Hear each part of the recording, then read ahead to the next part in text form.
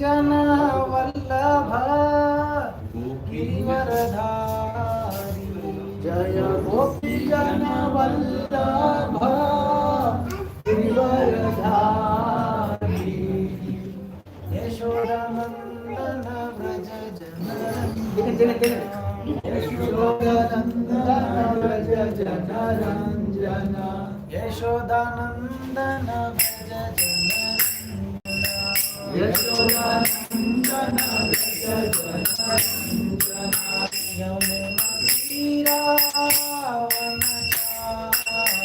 Yamuna tiravanachari Yamuna tiravanachari Yamuna tiravanachari Radha Madhava Kunda Bihari Radha Madhava Kunda Bihari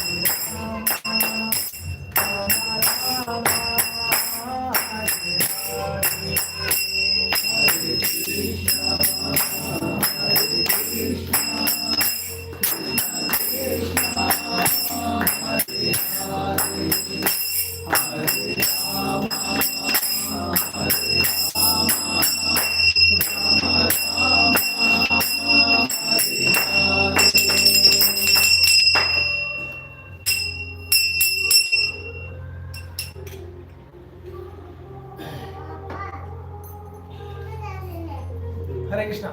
Hare Krishna. Now the whole of country is celebrating Navaratri and this will culminate in Vijayadashmi. Vijayadashmi, there are many occasions of Vijay's celebration. One of them is the victory of Lord Ramachandra over Ravana, or victory of the righteous over the evil. So while we celebrate Vijayadashmi, it's a very good practice to remember the pastimes of Lord Ramachandra. So this Vijayadashmi is any festival for that matter. Is a festival. A part of the festival is, part of the celebration is to remember the glories or the importance of that particular day. So just rather than just the ritual part, we should also think about the events or the reasons for celebrating that particular festival. So today we will read from Srimad Bhagavatam, few verses which speak about the glory of Vijayadashmi or Lord Ramachandra.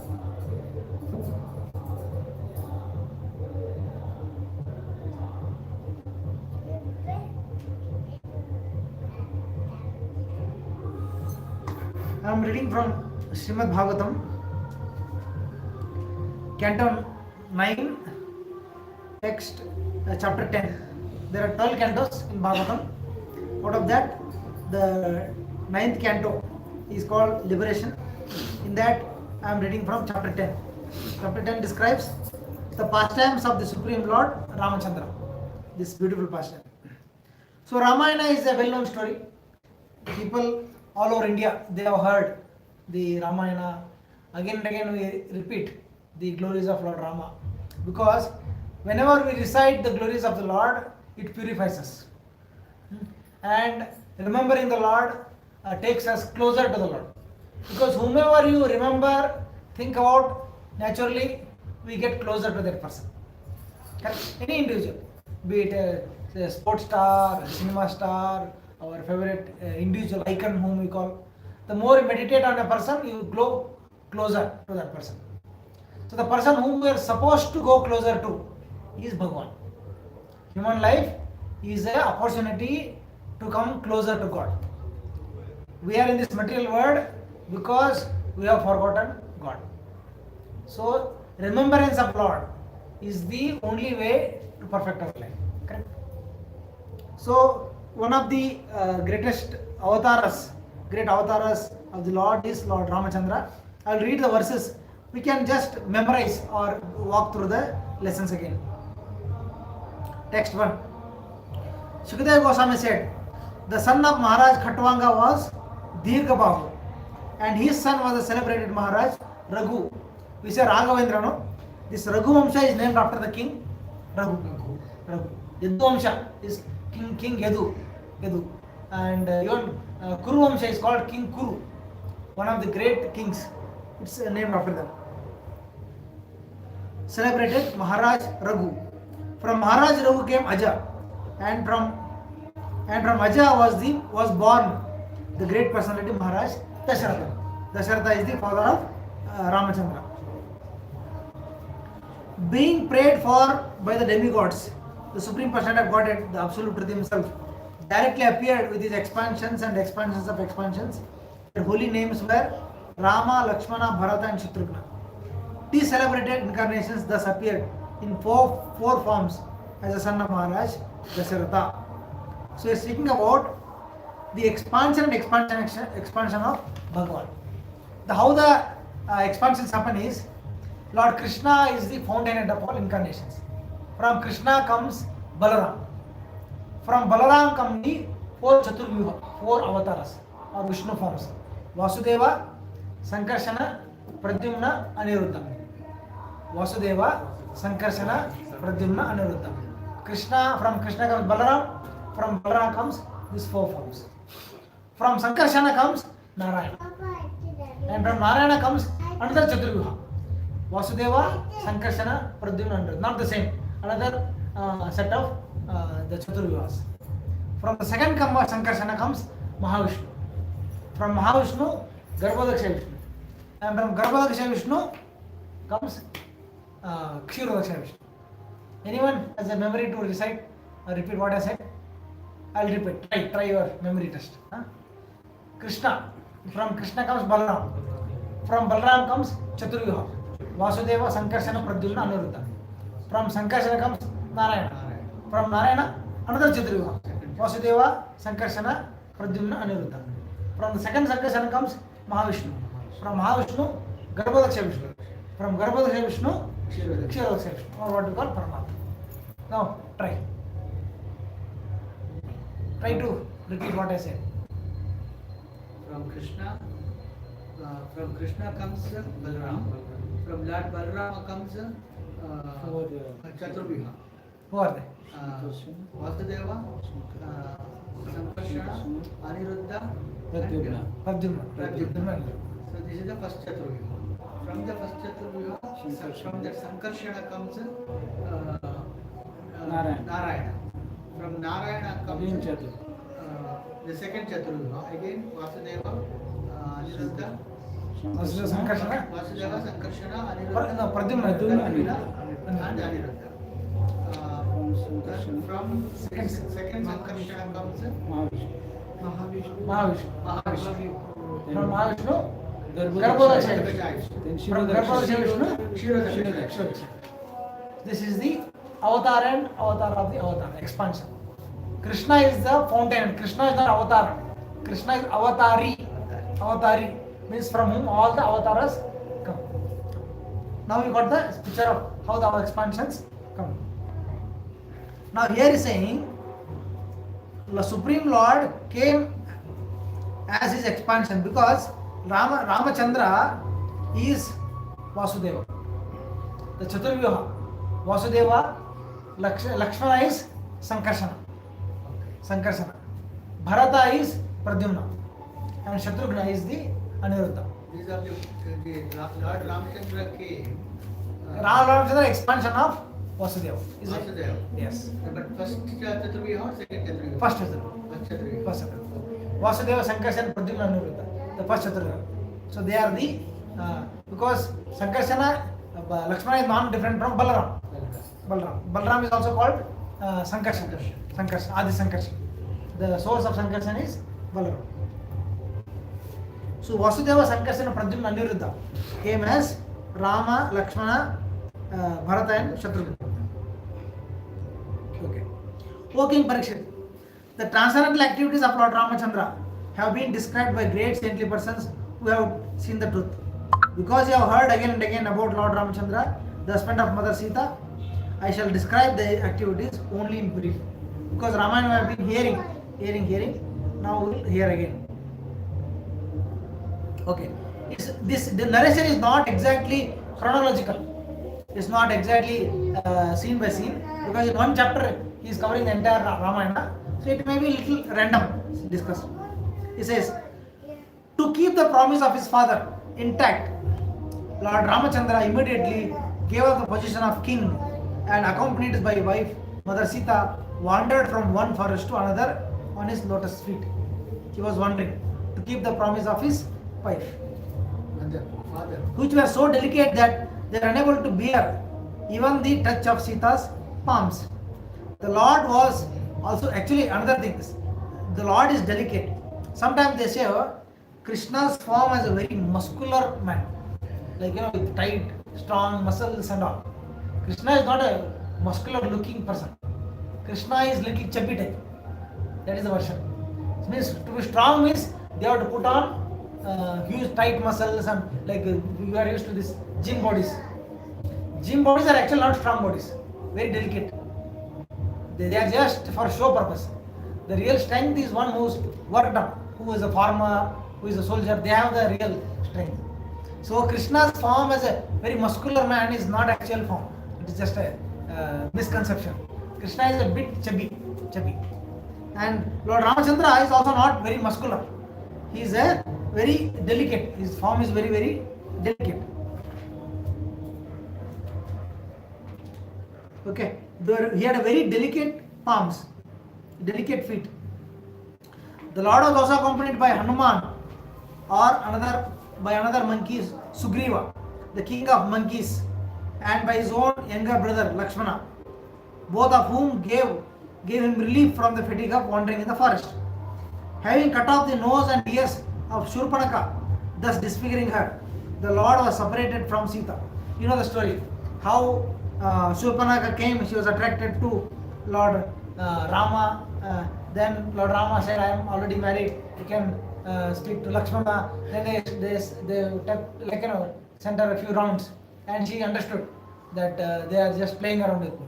Then she took her original form, then they cut off her nose, and that angered Shurpanaka, and she went back to her brother and she glorified, so she described the beauty of Sita. He therefore became angry, moving his eyebrows and thus frightening the ocean, who then allowed the Lord to construct a bridge across the ocean to cross the ocean. Subsequently, the Lord entered the kingdom of Ravana to kill him, like a fire devouring a forest. May that Supreme Lord Ramachandra give us all protection. This is like a crash course on Ramayana. You know what is crash course? Crash course means, like if I have to teach you some, let's say, Java programming, how long it will take? Several months. But the crash course means I will walk you through the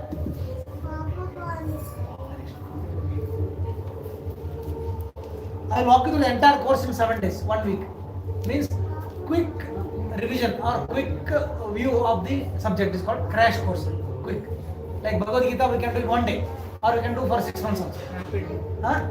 Rapid course. Crash, fast track, fast paced course. So what we are reading here is like a crash course of Ramayana. Whole Ramayana we are hearing in few verses. Okay. So here we saw how Lord Ramachandra went to the forest. There he was wandering from forest to forest. Here in Dandakaranya, he came across Shurpanaka, and Shurpanaka was disfigured by Rama. Then because of disfiguring her, she made a scheme to have Sita kidnapped, to take revenge, to have Sita kidnapped, and again to bring Sita back from the kingdom of Ravana. Ramachandra went to the Lanka, then he destroyed, then entered the kingdom of Ravana to kill him, like a fire devouring a forest. A fire can eat up the entire forest. May that Lord Ramachandra give us protection. In the arena of sacrifice performed by Vishwamitra, Lord Ramachandra, the king of Ayodhya, killed many demons, Rakshasas and uncivilized men who wandered at night in the mode of darkness. May Lord Ramachandra, who killed these demons in the presence of Lakshmana, be kind enough to give us protection. You see the chronology here? First, it's describing about Ramachandra going to the kingdom of Ravana, which is almost at the end, Yuddhakanda. But here, after Yuddhakanda, coming is the Balakanda. Lord Ramachandra and Lakshmana accompanying Vishwamitra. When does it happen? Do you know the story? It was before the war. Even before the marriage of Rama. So 4 Kumaras, the 4 boys were growing up in Ayodhya, right? How they were born is also very interesting story. Dasharatha Maharaj had no children for a long time. He was longing for children. He had one daughter by name Shanta, and she was adopted by another king. So he didn't have any sons. For a long time he was praying for sons. Somehow he couldn't get any sons. So he prayed to all the Brahmanas, please kindly tell me what went wrong, what is my fault that I am sonless. For a king to be sonless is not is a very serious matter, because the dynasty has to continue. For that they need at least one son to continue the dynasty. So he was a little anxious that I don't have a son, what can be done. So there Sumantra, who was the minister of Ramachandra, he narrated the story, where he heard that in another conversation previously, the 4 Kumaras had described that very soon, in the future, Dasharatha will have 4 great sons. And how that will happen, he may be sonless, but he will have to get a yajna done by Rishyashringa, who was a brahmachari. Rishyashringa was such a brahmachari that his father kept him isolated from even seeing women. He had never seen women. So that he is protected from the contamination of this outside world. So he decided if Rishyashringa were to come to the kingdom of Dasharatha Maharaj and perform a yajna, then Dasharatha Maharaj might have children. But how to get him to the this thing? And because his father had protected him, then father also would have made some protection. Like if anybody tries to kidnap or bring him, he will curse them, or he will just kill them by his mantra shakti. So there was a fear of how to get him. So to get him was the work of getting him to the outside his cottage and bringing him to the city was done by his friend called Romapada Maharaj. Maharaj Romapada had a reason or a need to bring Rishyashringa to his kingdom. The need was there was severe drought. Romapada Maharaj and Dasharatha Maharaj are friends, different kingdoms. So Maharaj Romapada is very famous king. And Shanta was given to Romapada. She was Romapada, the daughter of Dasharatha, was adopted by Maharaj Romapada. So Ramapada. So Romapada Maharaj had a problem to solve. There was a serious drought in his kingdom, and he asked the advisors, what should we do? Just passing statement. Any king to rule the society as per Shastra in a dharmic way should take advice from the Brahmanas who are well versed in Shastras, who have the knowledge of Shastra, who can guide the king how to rule the kingdom as per Shastra. Now who are our rulers?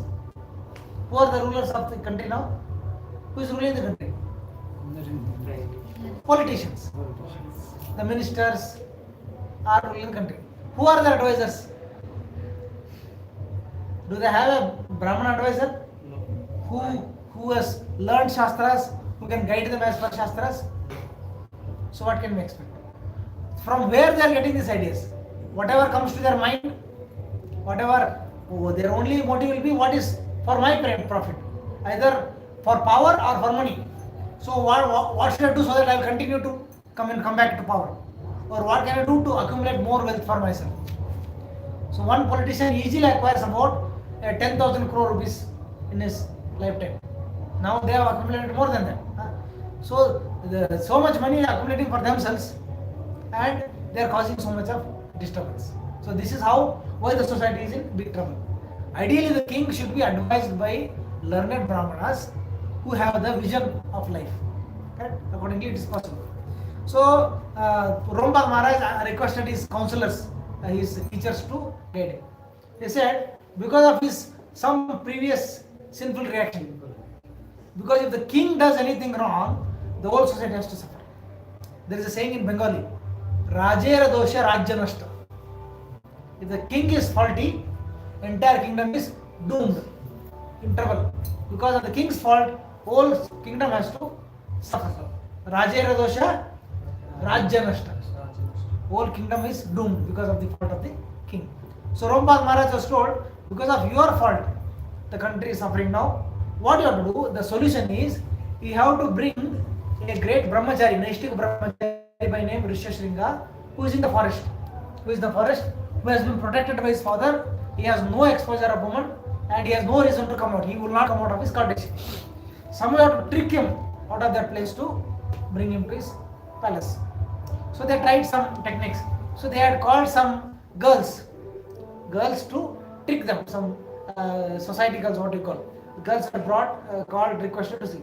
So these girls put on the dress of men, and they shifted, or they started staying in a place which is near to Rishashringa's hermitage. So seeing the opportunity, whenever the father of Rishashringa was not there, so these girls started going and visiting the hermitage. Since he had never seen women, he saw there also men were looking like slightly different. And slowly they made friends. They gave him, he had never eaten cooked food. They gave him nice sweets and cooked food which was new to him. So he tried liking it. Then slowly they developed rapport, and somehow or other, by trick, they brought him to the kingdom of Maharaj Romapada. As soon as he stepped into Maharaj Romapada's kingdom, immediately there was torrents of rain. That was the power of brahmacharya. That's why the Prabhupada has mentioned elsewhere that anybody, not only brahmachari, any person who follows his swadharma properly, he gets immense power. It can be anybody. It can be a brahmachari, it can be sannyasi, it can be grahastha, it can be even a woman, chaste woman. If a woman follows her vow of chastity, pativrata dharma properly, Gandhari, Mother Gandhari was a chaste woman. Because her husband was blind, even though she could see, she blindfolded her eyes. She voluntarily accepted blindfold. And she was so powerful. You know the story of when Gandhari asks Duryodhana to come undressed before her. Krishna tricked him to wear a banana leaves. Banana leaves. To cover his private part. He said, you are so elderly, are you not feeling shameful to stand before your mother without any dress? At least cover your, cover yourself slightly. So covered is the janga. That's where he was hit by Bhima. But the moment she opened her eyes, the cloth, immediately as she glanced over Duryodhana, his whole body became like Vajra, unbeatable, unbreakable. So that is the power of the chastity, chaste woman. There is also another story that one brahmachari goes before outside of home and begs alms, the Diksham Dehi. the lady in that house was serving her husband some food. She was serving food, and it took a while because she had to finish serving, like how Panduranga waited for Pundalika. Pundalika was serving his parents, and Lord came outside the door and said, I have come to meet you. He said, no, I cannot come because I have to attend to my parents. She gave them wheat, 2 bricks to stand on, wheat, bricks. The Lord stood there and he went and attended his parents and then came back, Vitala, like that, wheat, who is standing on wheat. So this lady was serving her husband and the brahmachari was standing outside, he had to wait. So he became angry because he felt she has made a brahmachari wait. So after she finished her duties, she came out to give alms. So this brahmachari threatened that lady. You know what you did? You are making a brahmachari wait. I am an Aishtika brahmachari. I am a yogi. I am a powerful brahmachari. If I curse you, you will be blown off. Don't mess with me. I am don't. You offended a brahmachari. He was fuming with anger.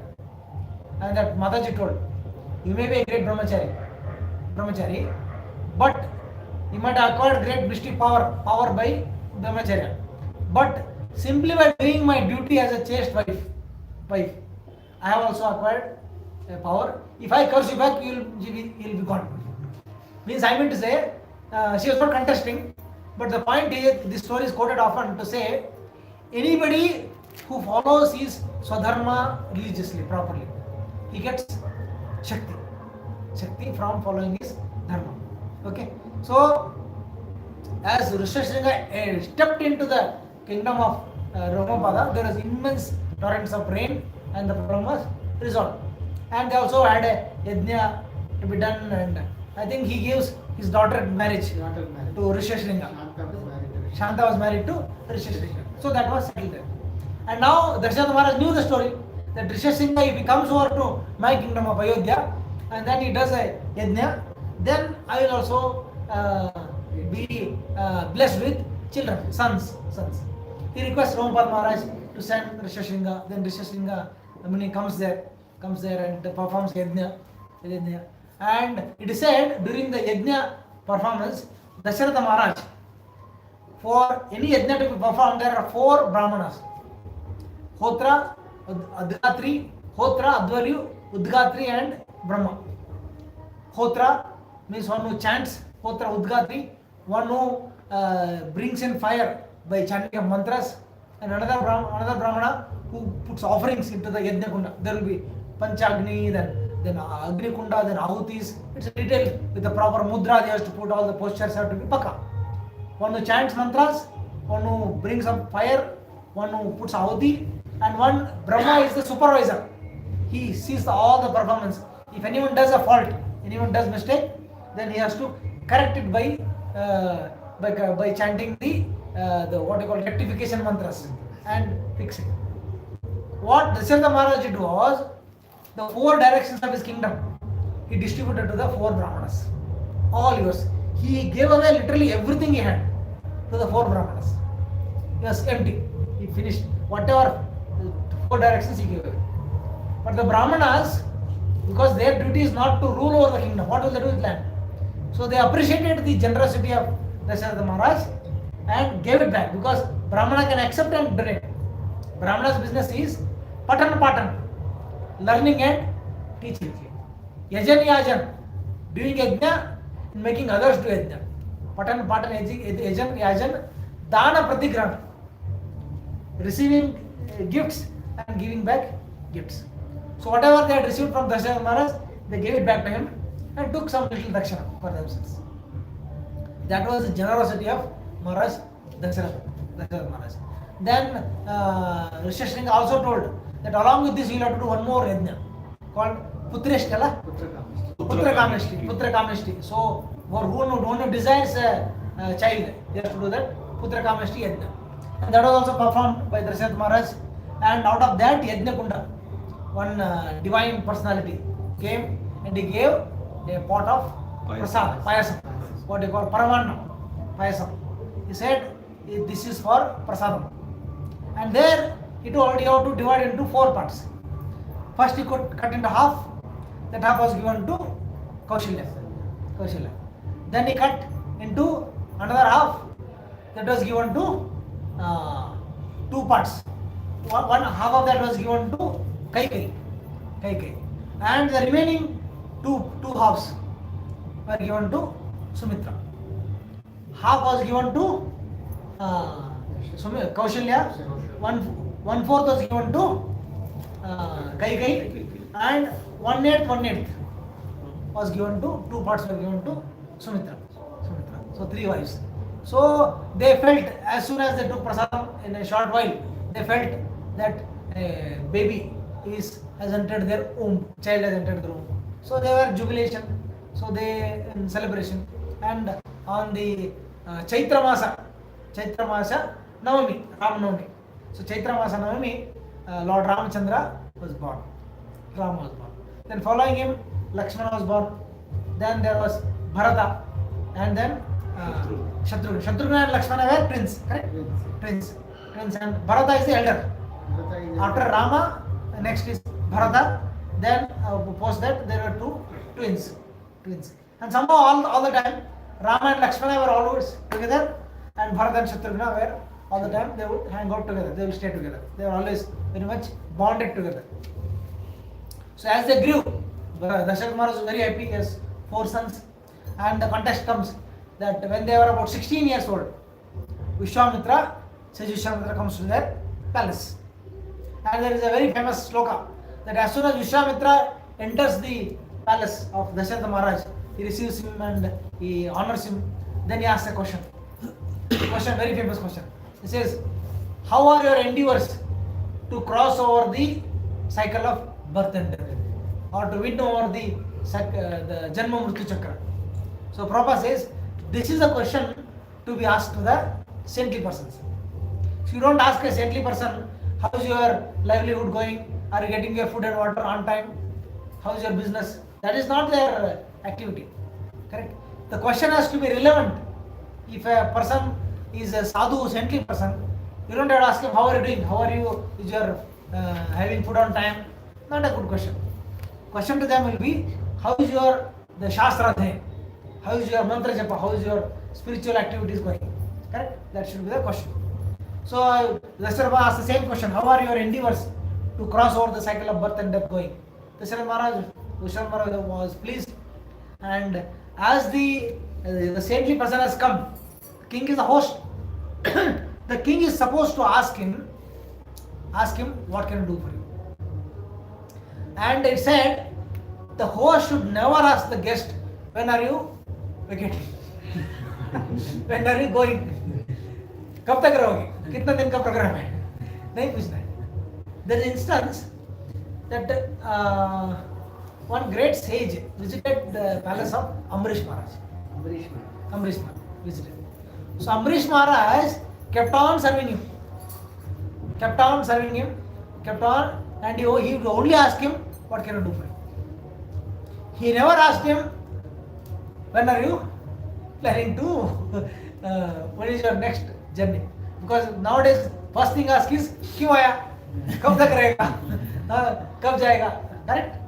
So that is a host should never ask the guest how long he is going to stay with him. He has to continue giving him service. So the sages who came, they were embarrassed. Amrish Maharaj kept on serving. Then they were embarrassed, and they asked him what is their plan, schedule. You should never ask them what is your program. So we can only ask what to get. That is the example of sadhu seva. And again it said, one should not invite too many sadhus at a time, because you end up offending one of them. Because you can't attend to all the sadhus. Only 1 or 2, how much you can handle, bring that many sadhus and serve them properly. Okay. So Vishwamitra told, after he was saying, happy with your reception, I have come to ask you for something. Please ask, you are sadhu, you have right to ask me what you need, I can give. So the place where we are doing our yajnas, our sacrificial fire performances, some demons, some rakshasas and some miscreants are coming and polluting our arena. They are dropping blood and all polluting substances into our yajna kunda. Just started the time of our Purnahuti. Purnahuti is the completion of the yajna. So just doing our Purnahuti, they will come and pollute the arena, the sacrificial area, the holy place they are polluting. So we are tired of them. So we want to avoid these disturbance, and for that, so these demons have to be killed. And it's the duty of the king to give protection to the. Actually, they said the king's first duty. Nowadays, the ministers, what prime minister, president, they feel their duty is first financial arrangements. They feel that is their duty, but actually that is secondary. The first duty or responsibility of the king is protection, security. Now there is no security in the country. For they say they fight war outside now, but inside people are least secure. Their rights are completely violated, and there is no real security system. Anyway, so the king, he said, king's duty to protect. So I need your protection for them. And Dasharatha said, yes, all right, I can arrange.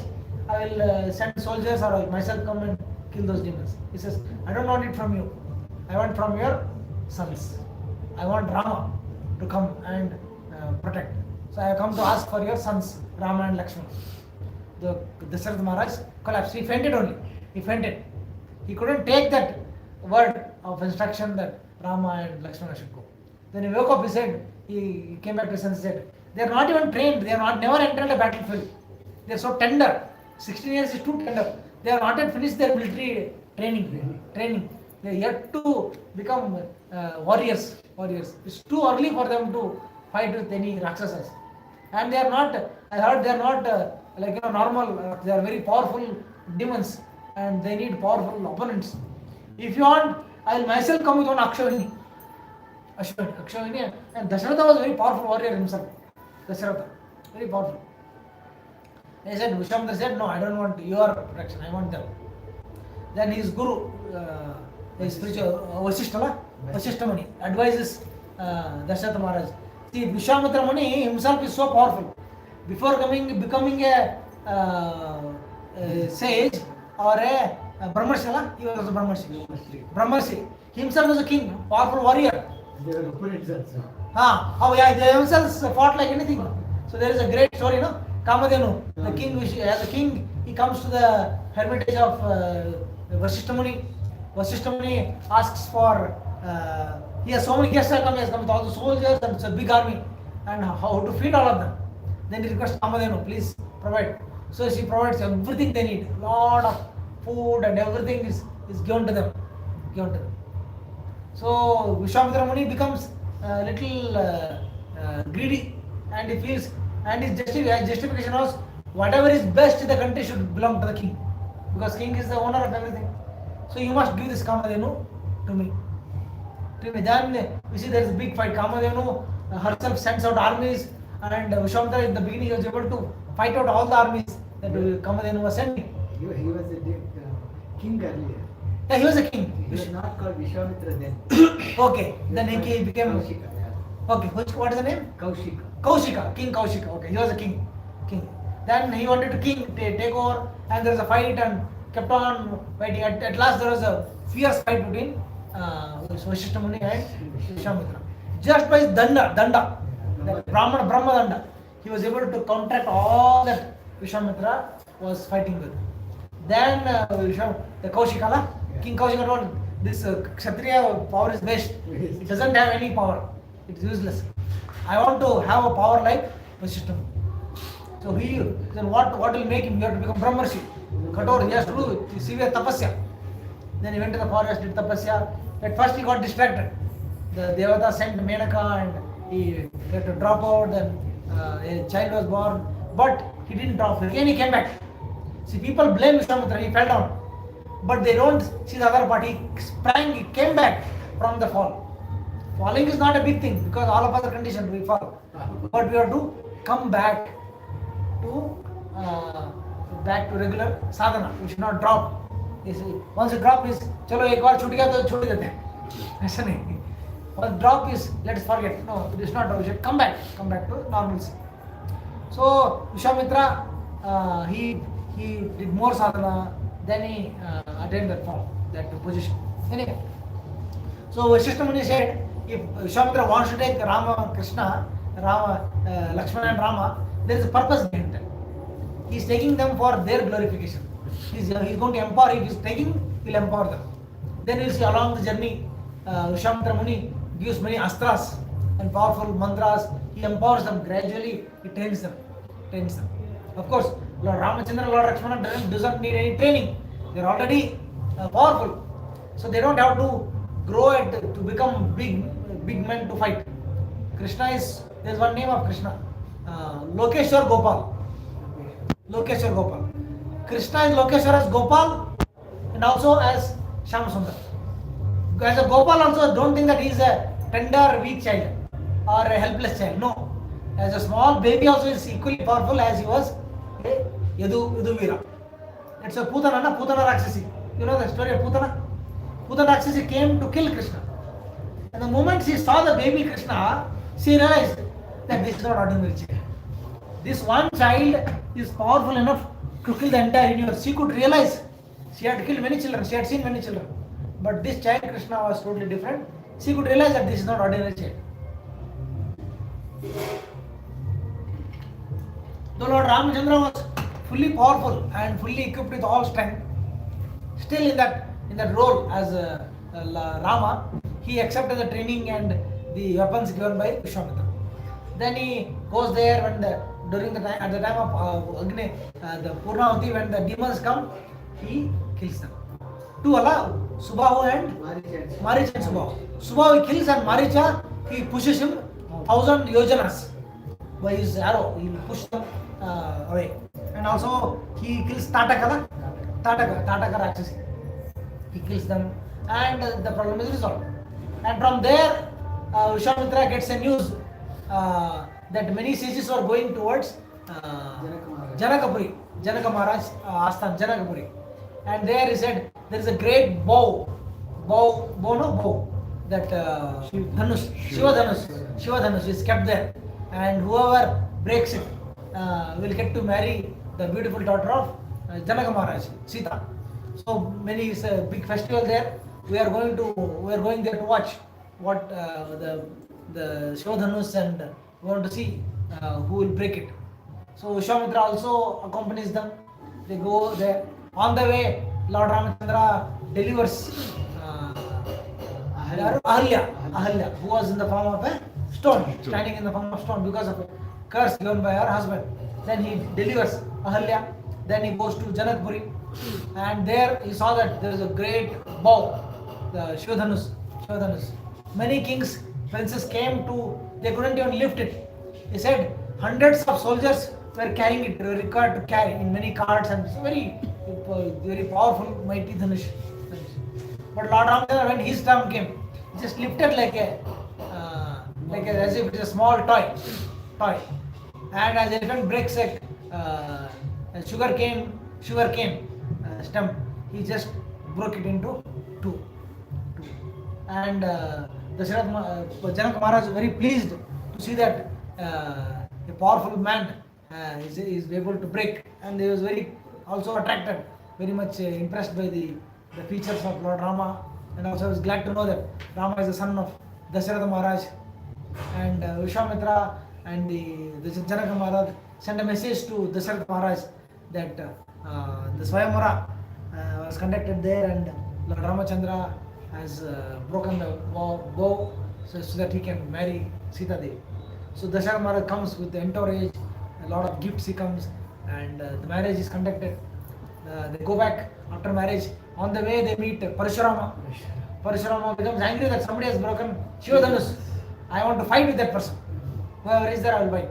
So then he also realizes during the fight, he realizes that Rama is not an ordinary prince. He is the Supreme Lord Vishnu himself. Then he respects him. And because already Rama has already set the bow, it cannot be withdrawn. So what to do with that? So he releases, and I think he shoots down all the assets, the spiritual tapasya phala of Parashuram. Then he again goes back to for his austerities, tapasya. He goes back. Then he comes to the palace. They live happily for some time after marriage.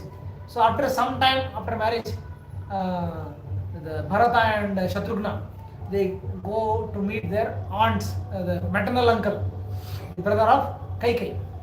So Kaikai, and we know the story unfolds where Dasharatha Maharaj wants to enthrone Lord Rama on the throne of Ayodhya. So there the news spreads. There is celebration. The Lord Ramachandra is going to become the king. The king there, because all the people, subjects were very much attracted to Lord Rama because of his personality, his compassion, his good qualities. Everyone was very fond of Lord Rama. So there is celebration, there is a lot of pomp and celebration, and also then comes the twist of the story that Kaikai's secretary Manthara plays this spoil sport. She wanted to disturb or pollute the mind of Kaikai. Because Kaikai, she was sent by the king, the father of Kaikai, along with Kaikai after her marriage. So you know that when the princess get married, many girls, many friends of the princess also accompany, maid servants. They send full entourage who will take care. So Mandara was like an aunt or a caretaker of Kaikai. She was always with her, a hunchback woman. So and she heard the news that Rama is going to be made the king. She wanted to spoil or poison the mind of Kaikai. She comes to tell the story that you are now to be, you will now be spoiled. Your destiny is doomed. She tries to pollute, but Kaikai was not disturbed. She was excited. In fact, they said Kaikai loved Rama more than Kaushalya loved Rama. She was very fond of Rama. Everyone was loving Rama. So the first time she heard, she gave an ornament and said, okay, enjoy. So he gave me a good news. She, I'm happy with you, take a gift. And she throws it on the floor and she tries to convince Kaikai in the first attempt that what is happening is unfair, is an injustice to you. You had asked for boons, now you should take advantage.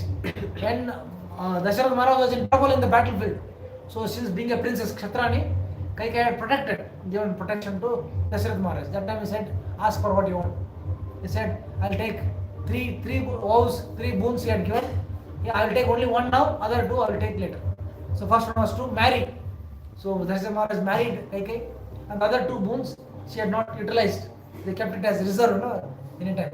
Reserve. What Arjuna did for Duryodhana. So Duryodhana wanted to tease Pandavas and came near the forest area where they were in exile. They wanted to tease, but they got teased in return. The Gandharvas came and started defeating or beating them up.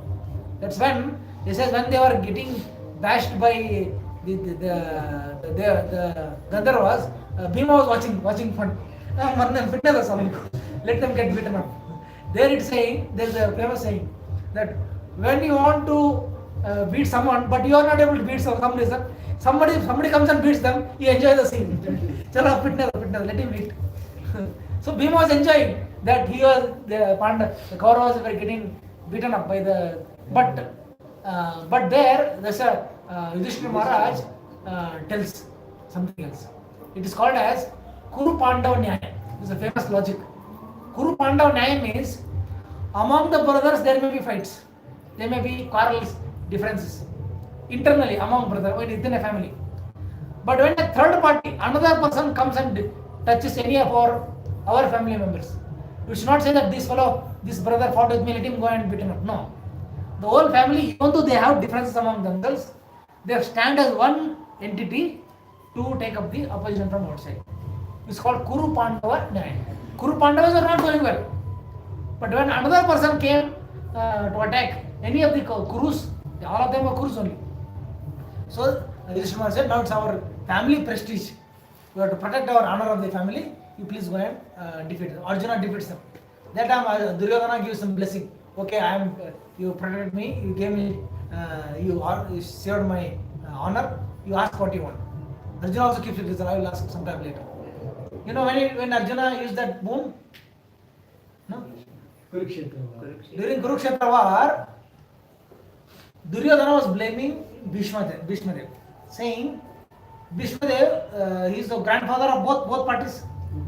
Grandfather in both parties. Then Duryodhana was blaming Bhishmadeva, saying, grandfather, you are not fighting to your full strength. With wholehearted fight you are not doing. Because You are partial to the Pandavas. You are just chumma, you are fighting for the sake of fighting, as if you are throwing some, like sports you are playing. You are not really, you are not fighting with your full heart. Otherwise, they would have got, for your strength, they are nothing. You could have killed them.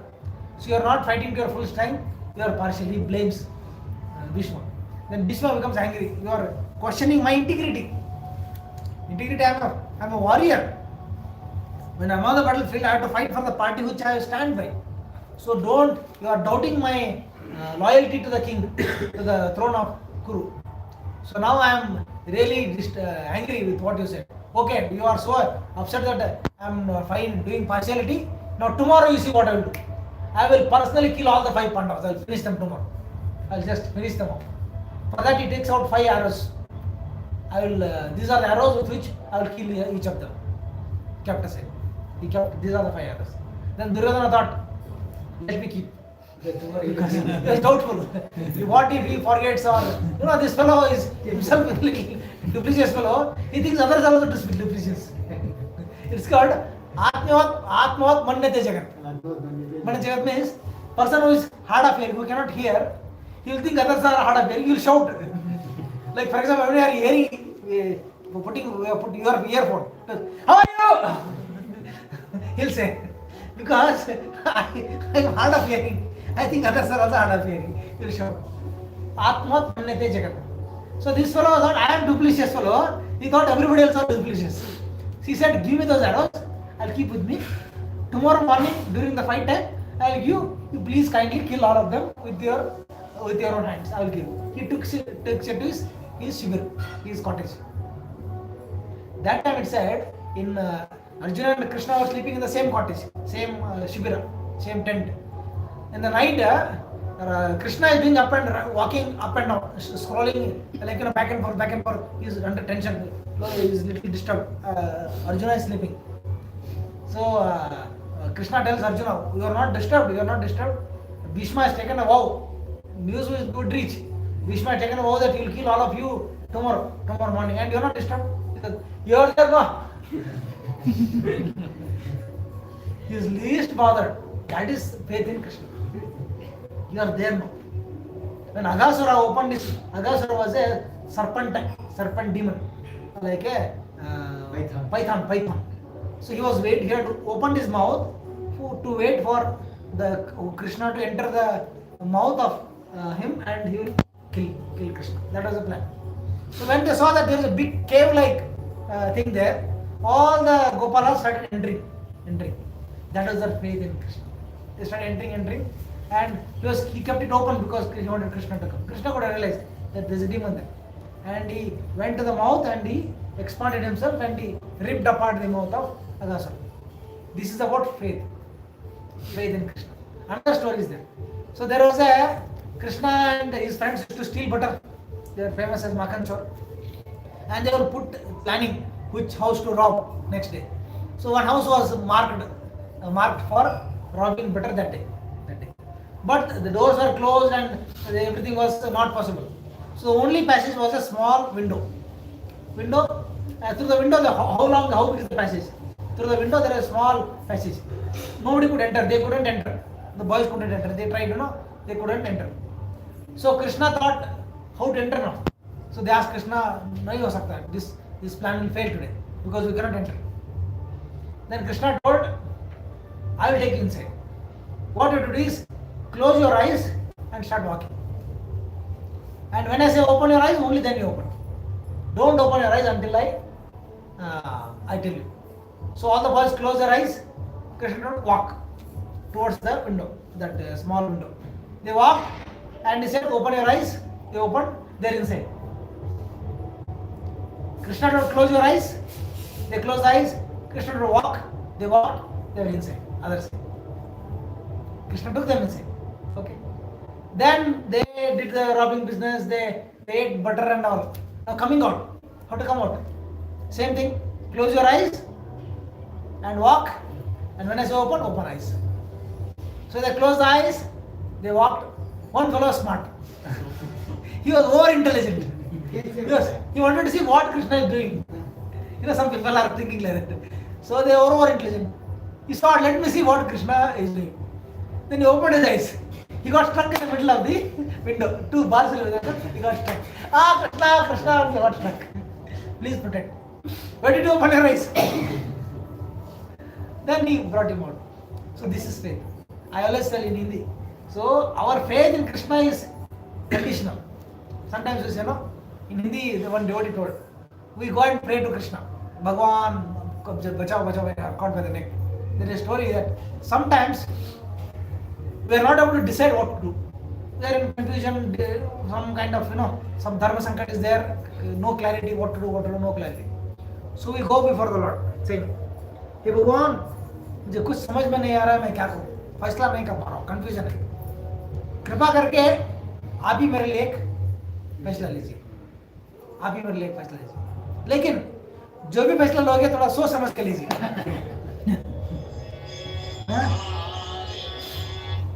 So this सोच समझ के लीजिए sentence is what? Our doubt in Krishna. What if we take some decision which I cannot handle? What if he messes up? Correct? So this is when Krishna takes a decision, he takes the right decision for us. Maybe we demand a solution according to our time, our way. Krishna give this solution this way only. That will not be my solution. That may be temporary solution.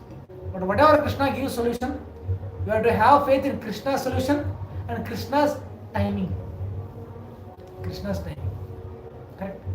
So there is another, I don't know if I told you, sometimes we pray to Krishna, we are in trouble, Krishna, please protect, we pray, whatever our complication is there.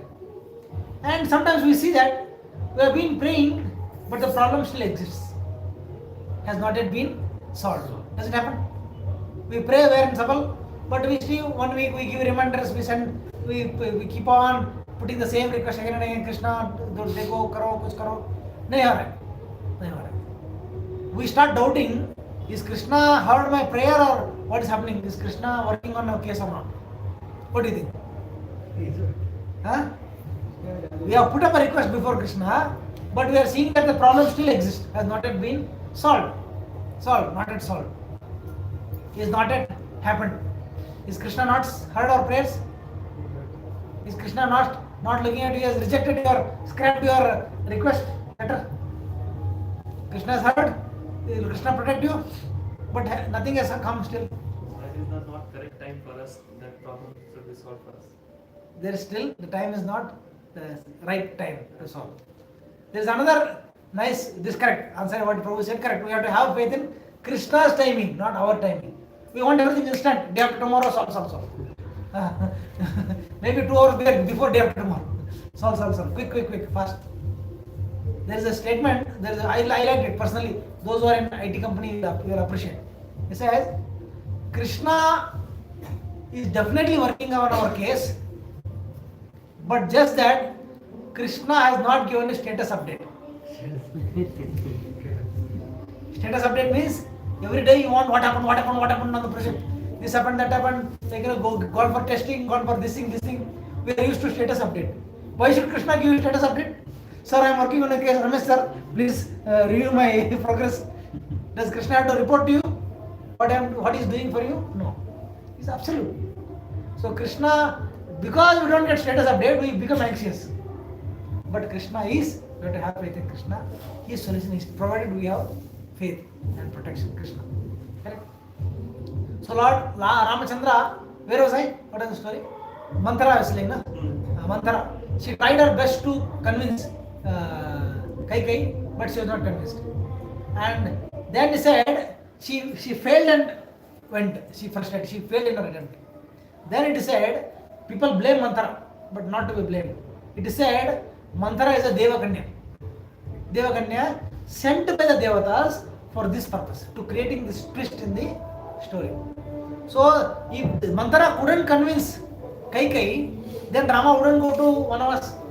If Rama wouldn't go to Vanavas, then he wouldn't face Ravana. If he hadn't faced Ravana, then how will Ravana be killed?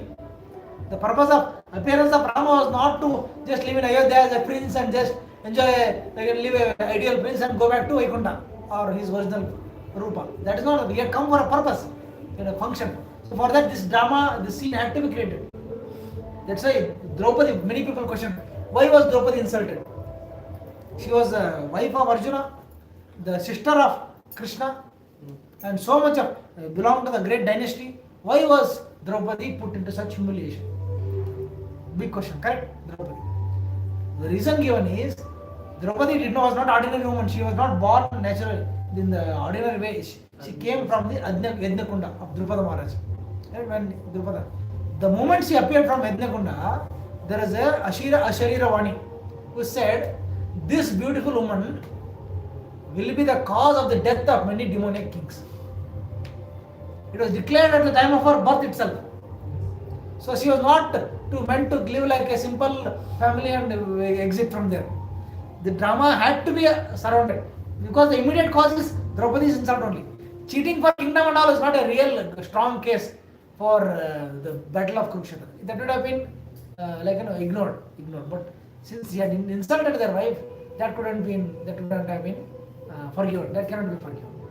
Right? So that was so Manthara was not to be blamed.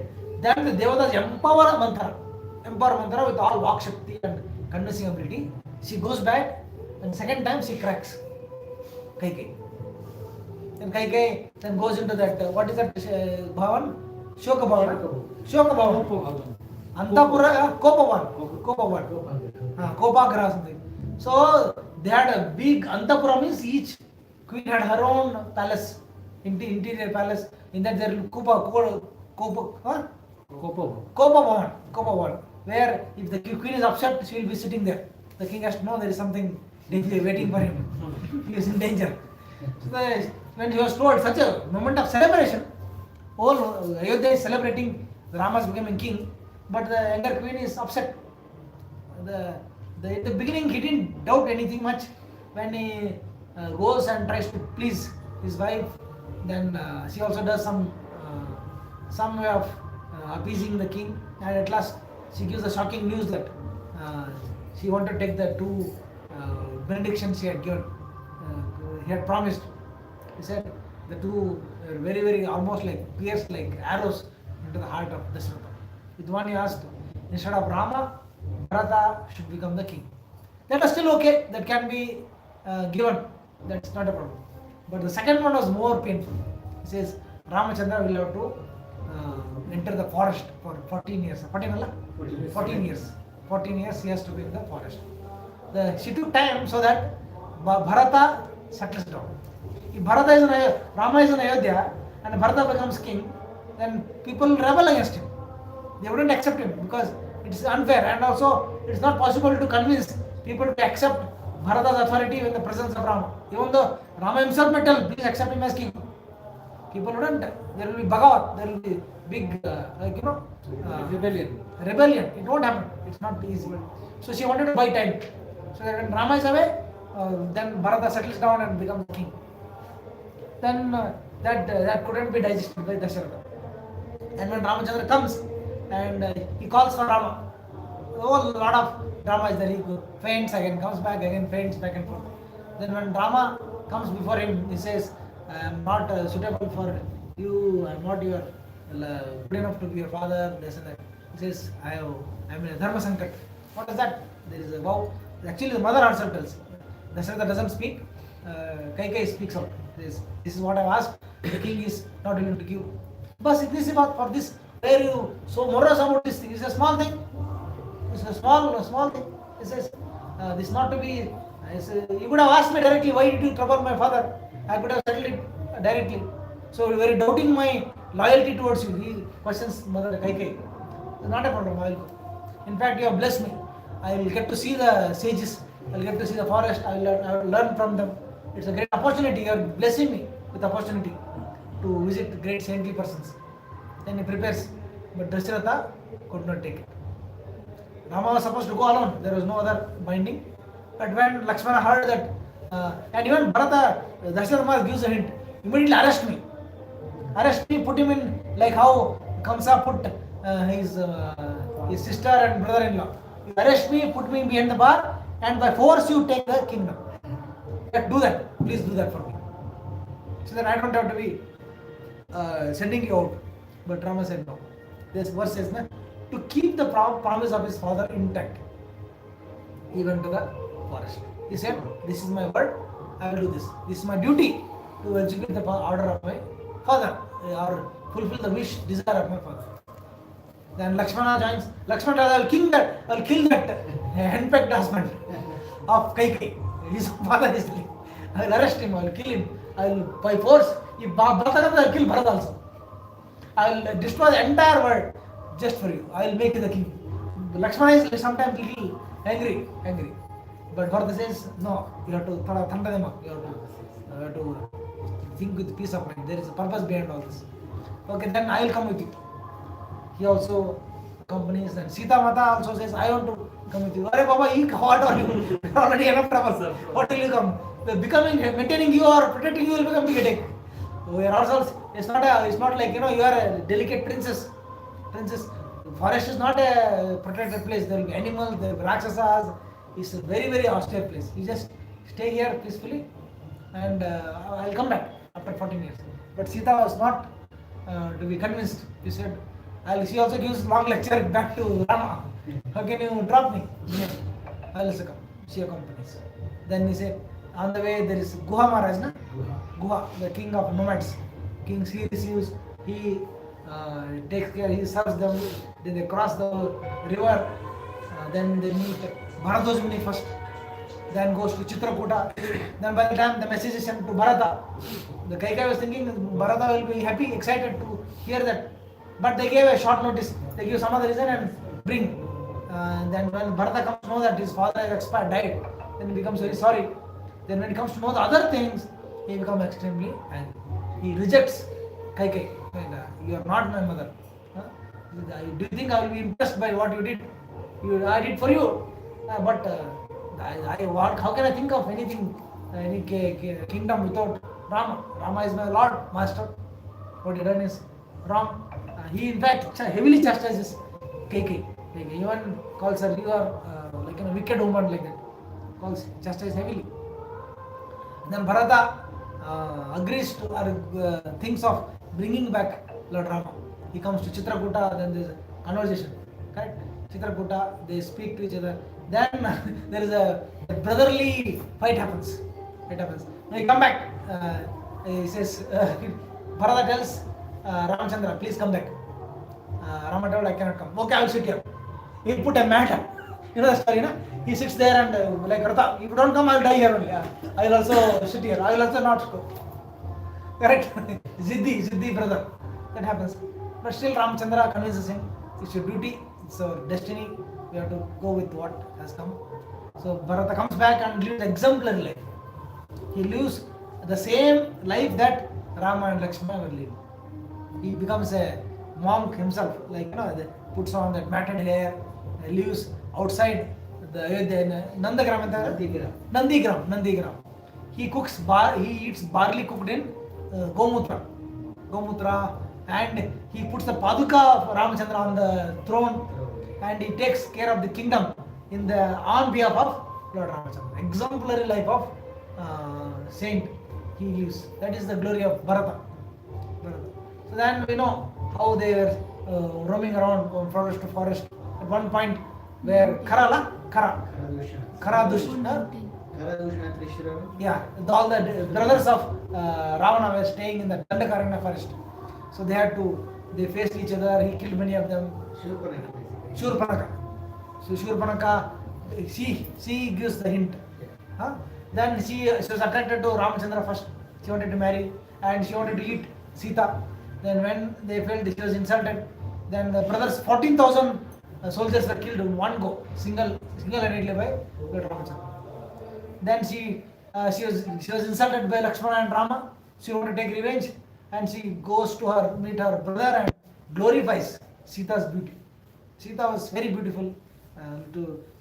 She describes the beauty of Sita and agitates the mind of Ravana. Then Ravana decides to kidnap Sita in the form of the sannyasi. He comes, and before that Maricha was instructed by Ravana to take the form of the Maya Mriga, and he was playing before Sita. Then he started shifting. He doesn't agree initially. Huh? He doesn't agree, Maricha. Yeah, Maricha doesn't agree. Then he says, I will kill you. I kill you. Then he says, better to get killed by Rama than killed by a demon like you. That is better death. Then, correct? So then he attracts the attention of Sita, and Sita sends Rama. Then Rama goes looking for that Mayamraga, and then again you see that sound was the imitation sound of Rama was heard, and Lakshmana was instructed not to leave the hermitage, but Sita, destiny had it. Sita again speaks harsh words towards Lakshmana and he sends him out. And Lakshmana tells, I'm afraid I will not be able to see you when I come back. Because it looks I am some devious plan. Nobody can kill Rama, but you are so bent upon bringing misfortune upon yourself and others that I doubt if I will be able to see you when I come back. He foretells that. He could see that some danger is coming. Then Ravana comes there and he takes away Sita. Then you see Jatayu fighting, giving his best fight. So Jatayu, he was not successful. He was not successful in blocking Ravana, but he fought till his last drop of his blood. Ramachandra accepted the service of Jatayu. So we may do some service, we may not be fully able to complete the task. But if you put in the endeavor at service, Krishna will take that part. So personally, Krishna did the final rites of Jatayu. Rama did Jatayu. Then there were some ornament dropped, and he was informed. He got the clue that yes, she has gone southwards. Then he wandering from forest to forest looking for Sita. Then they come in touch with one of the places where they come in touch with Sugriva. There is then the story of Sugriva and Wali. Rama kills Sugriva. That's another big topic. Then Sugriva agrees to support, and his secretary was Hanumanji. They come together. Then Sugriva brings in all his supporters from all over and sends them parties across toward Dakshina. Who's the son of Wali? Angada. Great. Angada and Hanuman were in the same team, right? Towards Dakshina. They went Angada. It's very powerful. All of them went towards Dakshina, and they could see that there is a possibility of Lanka. They got the hints. There's a long story where all they went, and ultimately Hanuman was requested to the Samudra Langan. He jumped over the ocean. He located the place of Sita Devi, and Prabhu wrote a nice poem. How Kannada? Shishu of Shivu, Prabhu. Or Shivu. Then we got small changes with it. He got to write how Hanuman spoke to Sita by in the form of a poem. So that is a nice narration. Then Ashokavana, then he meets Sita Devi, confirms that she got convinced that this is the messenger of Rama. Then she gives her own gift so that Rama will identify, and also tell some story which only two of them knew. Yeah? Some crow related stories there. Right? So then while coming back, Hanuman does some value-added service, not just the given service. He destroys the entire Lanka. First it begins with Ashokavata, he destroys it. Then many soldiers come, they destroy. Then who is that? Indrajit comes, tries to arrest him with the Brahmastra, and the foolish soldiers of Indrajita, they try another rope. Actually, the law of Brahmastra is if you doubt the power of the Brahmastra and tie with another rope, the power of Brahmastra will be lost. So if you ordinary rope, okay, all right, chalo. Then he took to the palace before Ravana, and then they set the fire to the tail, and he kills. Actually, Sita Devi was praying, may this not affect Agnideva. So he never felt the heat. It's a cooling effect only for him. It was heat only for the. It is a cooling heat. He was not feeling the heat. So he burned the entire Lanka, and he came back. Then we know Ramachandra knew where Sita was. Then he comes towards the Rameshwaram. Then in Rameshwaram, we see the story how Samudradeva was not beginning, he was not giving the path. Then he becomes angry and he threatens Samudradeva that I will drive you. Then Samudradeva comes, offer prayers and gives the path. Then they build that bridge. Then they cross over. Then there is a great battle of Ramayana. In the battle you see so many events happening. Ultimately, Ravana was killed and Sita was brought back to Ayodhya. Then in Ayodhya, they were all Ramachandra was installed in the kingdom.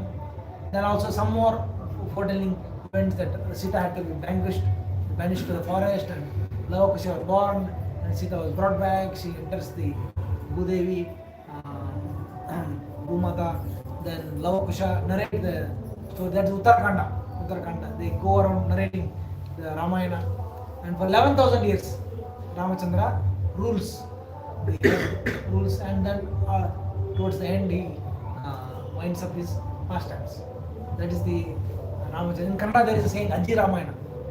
They say in 3 lines, the grandchildren are asking, please tell us Ramayana, please tell us Ramayana. But how long they can?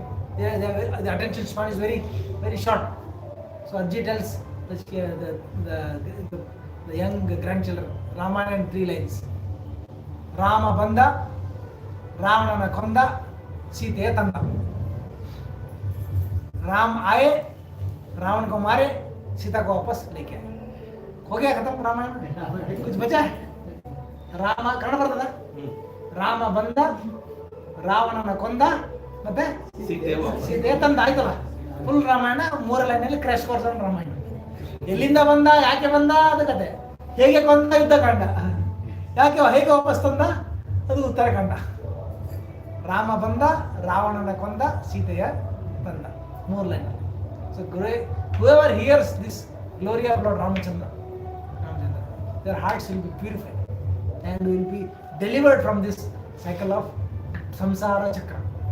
So hearing about Krishna, all the pastimes, different incarnations of Krishna, different forms of Krishna, different activities of Krishna is very, very purifying. So this story you would have heard 100 times. Every child, see the beauty of Prabhupada's power is, when Prabhupada went to the West, today morning I was hearing from Maharaj, when Prabhupada went to the forest, they kept the photo of Hanuman. The people there, he said, this is a cat. The Western people couldn't identify Hanuman. They had no clue that there is a God by name or there is a great devotee by name Hanuman. That is where they stood when Prabhupada went there. Westerners. And the people who couldn't identify Hanuman, they have become great devotees of Krishna and Rama. India, you show any child, they'll say,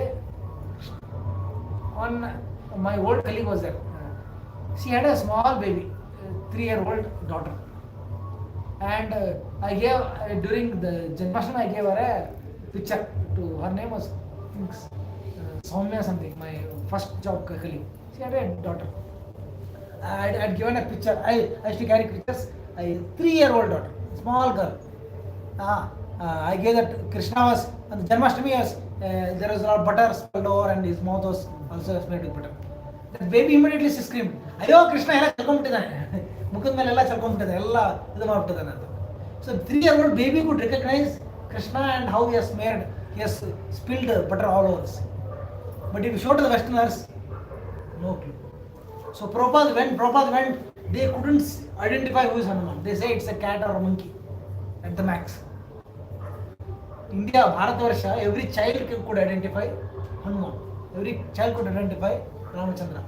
That is the glory of Bharata. So Prabhupada told, we have to utilize this opportunity. Bharat Bhumi Tehele Manusya Janma Jara. Bharat Bhumi Tehele Manusya Janma Jara. To get human birth in Bharat Bhumi is a great opportunity. By great pious activities, Punya Karma, they get. Janma Sartha Kari, make your life perfect. By what? By doing Bhakti. Janma Sartha Kari, Kara, Paraupakara. Not only perfect your life, you help others in taking up Bhakti. Krishna doesn't mind if you don't become the financial, capital of the world. It's not totally secondary. If you can make some money, make some progress, all right.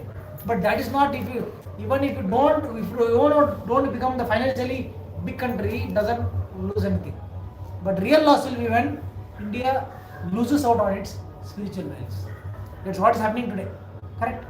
Indians are slowly dropping our culture. So we have to revive, live it, practice it, and pass it on to others, preach it to others. So this opportunity, this program is conducted to spread the message of Krishna. Prabhupada in messages to canvas for Krishna. We are running this program to speak up to Krishna, to let the world people know about Krishna, and to give an opportunity for people to practice Krishna. Hare Krishna. I will stop here.